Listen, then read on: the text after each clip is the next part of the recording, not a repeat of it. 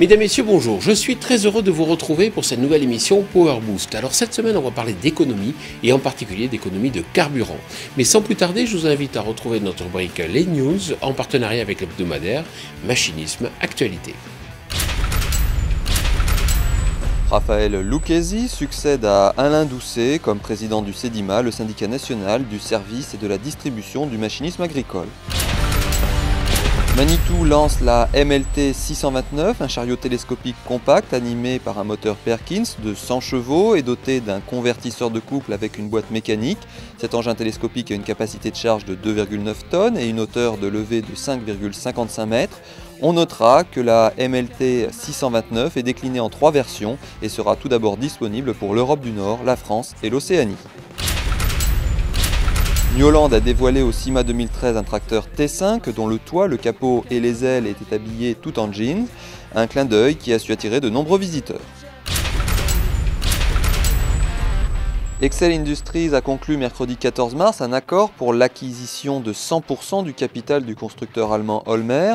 En complément du rachat d'Agrifac l'an passé, cela permet au constructeur français de confirmer son positionnement sur le marché des arracheuses de betteraves, mais offre aussi des solutions pour la reprise des silos et une offre en automoteur de très forte puissance.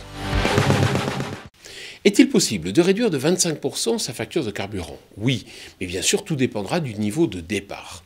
On écoute Catherine Gobert de la FNCUMA. Peut-on réduire de 25% aujourd'hui sa facture de carburant? Vu le prix du gazole, ça serait une bonne nouvelle. Catherine Gobert, possible ou pas? Possible, tout dépend de la situation de départ. Il faut vraiment analyser déjà les comportements des agriculteurs au démarrage avant de répondre à votre question. Globalement, il existe quand même beaucoup d'actions disponibles pour les agriculteurs pour pouvoir réduire leur consommation de carburant. Que ça soit en premier lieu le passage au banc d'essai tracteur qui à ce jour n'est pas encore assez utilisé par les agriculteurs. Il existe également beaucoup de cycles de formation.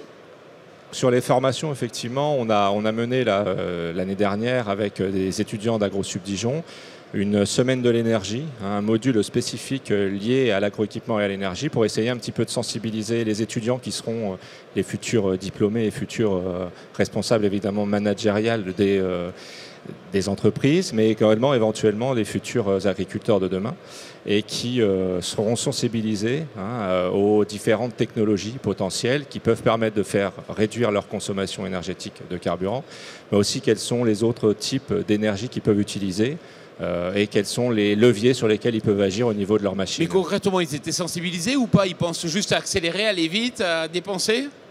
Alors, soyez francs. On va être francs.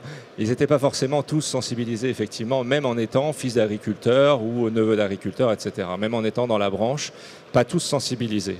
Donc, effectivement, c'est intéressant de devoir les sensibiliser les agriculteurs de manière plus générale à cette possibilité de réduction énergétique. Et vous pouvez en parler d'autant plus qu'on a un agriculteur, un viticulteur du Cognac qui, lui, justement, ne fait pas d'économie. Ah si, nous on essaie de faire des économies justement sur le poste GNR aujourd'hui, parce que c'est le GNR qu'on utilise dans nos machines. Et c'est vrai que c'est toujours intéressant d'avoir des gens qui nous expliquent ou qui essaient de nous montrer quel régime moteur utiliser selon la machine, le travail qu'on est en train de faire. Mais je crois que, Catherine, vous aviez des choses aussi à dire. Selon les postes de travail, selon les types d'équipements qu'on utilise, on peut réduire plus ou moins les consommations d'énergie. Vous avez déjà des chiffres parce que vous avez un réseau de travail dans lequel vous faites déjà des études, c'est ça? Oui, depuis 5 ans existe le réseau mixte technologique agroéquipement énergie, donc qui est animé par la FNCUMA avec le réseau des instituts, donc l'ACTA et les chambres d'agriculture. Au sein de ce réseau, donc, on fédère à ce jour plus de 40 partenaires qui sont issus de la formation, donc par exemple AgroSup Dijon, des utilisateurs, donc les EDT, les CUMA et les agriculteurs directement, des gens de la recherche et tous les acteurs du conseil. Alors c'est vrai qu'il manque une petite partie sur les industriels, avec qui on a un peu plus de mal à les associer à nos projets de recherche. Et vous avez déjà des chiffres à nous dévoiler, ou est-ce qu'on peut les voir sur des documents? Donc vous pouvez consulter le site internet du RMT, donc agroéquipement-énergie.fr, où il y a déjà beaucoup de publications, et également le site de Efficient 20. Donc il y a un projet européen qui est conduit dans le cadre du RMT justement, et qui a pour vocation donc, de réduire en 3 ans la consommation de 20% de groupes d'agriculteurs. Et ils ont déjà donc des premiers chiffres disponibles en avant-première. Ce qu'on peut noter, les messages que nous faisons passer et que nous confirmons, c'est qu'on peut arriver à une économie de l'ordre de 30 à 50% en fonction de la situation de départ, déjà en passant son tracteur au banc d'essai, en ayant des matériels réellement adaptés aux travaux à faire, donc matériel bien dimensionné. On insiste beaucoup aussi sur la possibilité d'avoir recours, que ce soit à des CUMA ou à des entrepreneurs, pour les travaux nécessitant des grosses puissances sur des petites plages de temps, pour ne pas avoir des matériels surdimensionnés par rapport à la nécessité de l'exploitation quotidienne. Également avoir des outils bien entretenus. Alors ça paraît bête, mais c'est tellement évident que c'est pas toujours bien fait. L'emploi de certains lubrifiants permet aussi de réaliser des économies, car 15% de l'énergie dépensée est liée au frottement. On écoute Franck Loriot de la Fédération des CUMA et Denis Bénéja de Total. D'où est partie cette idée des lubrifiants économiseurs d'énergie?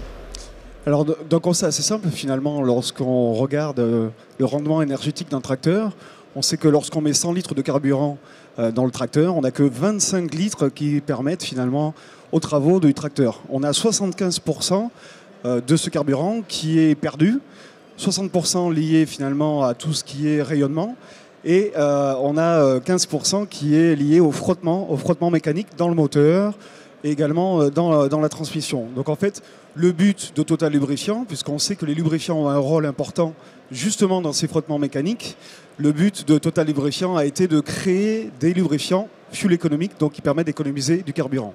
Alors, Franck Loriot, vous êtes là. Dans quel état d'esprit vous étiez au départ, en fait, quand il y a eu l'idée de mettre en place ce test?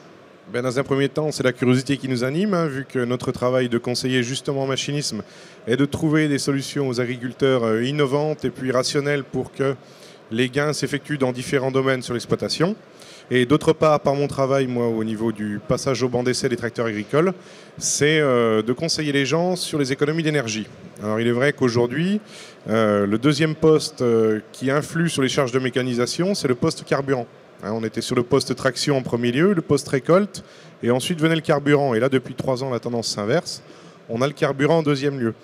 Donc, comme on a été sollicité par Total, qui avait un projet intéressant et je dirais un essai sérieux à proposer pour vraiment mesurer des gains, tout de suite, on a dit oui pour voir un petit peu les gains qu'on pouvait escompter. Alors ça tombe bien parce qu'on a une vidéo et justement on va pouvoir voir donc cette vidéo image. L'idée principale de ces tests c'était d'établir un protocole suffisamment serré pour qu'on puisse les reproduire sur n'importe quel matériel, de n'importe quelle marque et de n'importe quelle puissance. Et à chaque fois retrouver le bénéfice apporté par la technologie Fuel Eco. La seconde idée pour que ces tests soient réellement représentatifs, c'était de les faire avec un agriculteur dans ses phases de travail quotidiennes. Alors, on a décidé de couper les tests en 2 parties. Une première partie entièrement dédiée au roulage sur 3 jours, avec une première journée où on mesure la consommation du tracteur en lubrifiant classique, une deuxième journée où on mesure la consommation du tracteur en lubrifiant Fuel Eco, et une troisième journée où on revient en lubrifiant classique pour recouper les données de la première journée. Et ainsi, comparer les résultats, lubrifiant classique, lubrifiant Fuel Eco. De la même manière, la deuxième partie du test s'est déroulée sur un travail au champ, également sur 3 jours. Première journée lubrifiant classique, deuxième journée lubrifiant Fuel Eco et troisième journée de cadrage pour recouper les résultats de la première journée.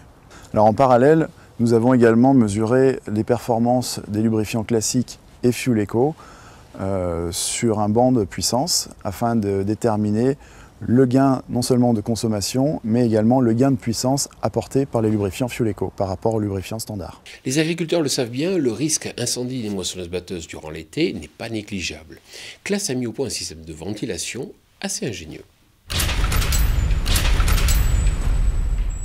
Aujourd'hui, il n'y avait pas de système de refroidissement 100% efficace sur une moissonneuse-batteuse. Donc Claas innove une nouvelle fois avec cette médaille d'argent pour le Dynamic Cooling, qui est un système d'aspiration par le haut de la moissonneuse-batteuse, là où l'air est le plus frais, le plus propre, donc un excellent refroidissement en permanence. De plus, sous les radiateurs, on retrouve un ventilateur à régime variable qui permet d'économiser jusqu'à 25 chevaux au niveau de la machine, ce qui induit la consommation de carburant derrière. Et le flux d'air, ensuite, est dirigé vers le moteur pour avoir un compartiment moteur toujours très propre, prévenir les risques d'incendie.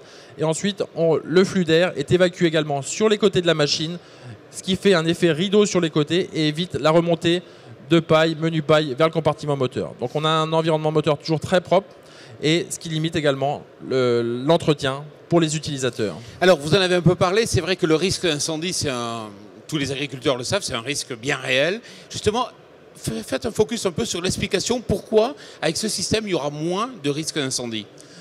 Le moteur est toujours bien ventilé et l'effet rideau d'air sur les côtés évite la remontée de poussière vers le compartiment moteur. C'est vraiment un concentré d'innovation autour du refroidissement et du compartiment moteur pour répondre enfin à une problématique qui date des premières moissonneuses-batteuses automotrices.